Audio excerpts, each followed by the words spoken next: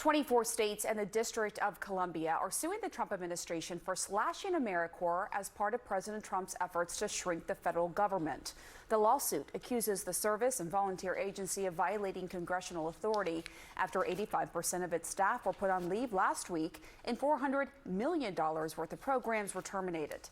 Let's get reaction from the official leading this legal crusade, Colorado's Democratic Attorney General Philip Weiser.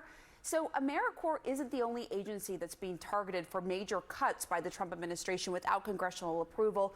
Why are you fighting back against these AmeriCorps cuts in particular?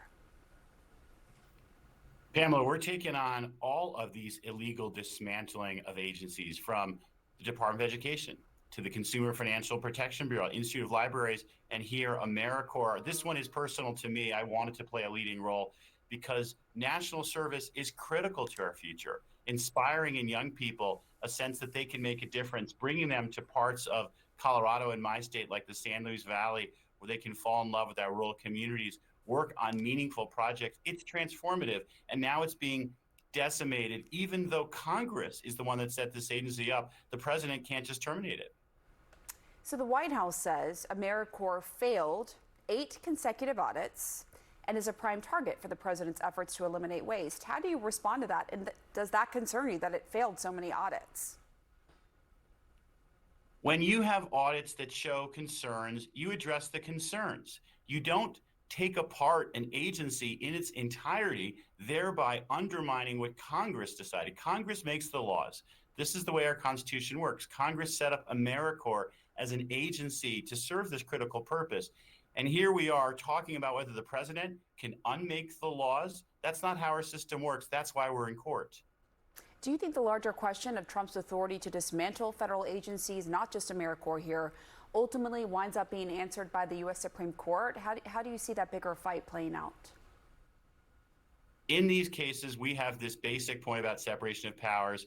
We're winning in the lower courts. If this administration continues to act like it's above the law and can ignore the Constitution, yes, it'll be up to the Supreme Court to tell the Trump administration that separation of powers is a cornerstone of our republic, and the president has to faithfully execute the laws, to quote the Constitution, doesn't get a chance to unmake them. If the president wants to end an agency, Department of Education, AmeriCorps, Consumer Financial Protection Bureau, it needs to propose that to Congress, have Congress consider it, and have Congress act. What's happening here is lawless, it's reckless, and it's harming in Colorado, where we depend on this critical service that AmeriCorps provides. Tell us more about that. How does Colorado depend on this service, and what will it mean across the country, frankly, for those services to go away? Colorado is a perfect example. $8 to $10 million a year in grants, all for voluntary service organizations. Hundreds of volunteers who work in AmeriCorps projects, often in hard-hit parts of our state, places that are more vulnerable. I mentioned the San Luis Valley in the southern part of our state, working on critical services like helping young people learn how to read. After the pandemic, we had a really hard setback. A lot of young people weren't in school. Their reading levels fell. They're reading below grade level. AmeriCorps programs working with young people, helping improve literacy. AmeriCorps programs addressing the opioid crisis. AmeriCorps programs supporting veterans. This is what we're talking about. Programs designed to help people, to inspire a sense of service, and helping people develop this commitment to make a difference.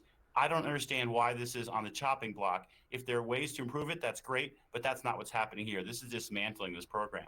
You talk about Congress. Republican lawmakers have been reluctant to assert congressional authority over spending in the face of Trump's cuts across the federal workforce, with one branch of government essentially ceding some of its power to another. Is that affecting your legal strategy here?